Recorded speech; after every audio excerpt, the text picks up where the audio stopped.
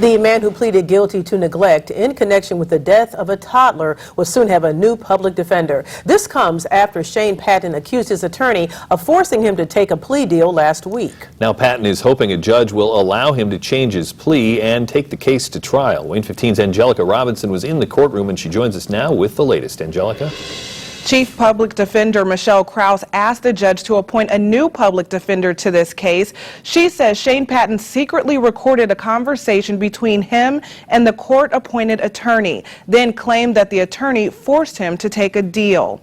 On Friday, Patton pleaded guilty to 2 counts of felony neglect related to the 2018 death of 2-year-old Jocelyn Belcher. Soon after the hearing, Patton left a message for his attorney and the prosecutor's office asking to change his plea.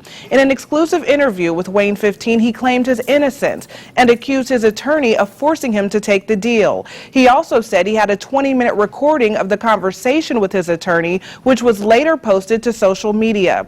Krause told the judge today that Patton's attorney did nothing wrong, but acknowledged a clear conflict of interest and distrust between Patton and the attorney. Patton asked the judge to allow him to remain out on bond. He said it would give him time to find a private attorney. The judge denied that request, saying he has access to a phone in jail. Both Shane and his wife want to enter a not guilty plea and take this case to trial. Shane came in this morning to withdraw his plea of guilty with the incident that happened on Friday.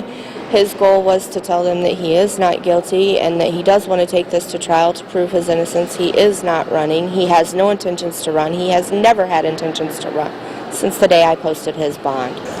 Patton was taken into custody following this morning's hearing. It's unclear right now what will become of the guilty plea that was entered on Friday. He will appear in court next month with a new attorney, and discussion will be had about if that plea can be withdrawn. In studio, Angelica Robinson, WANE 15 News.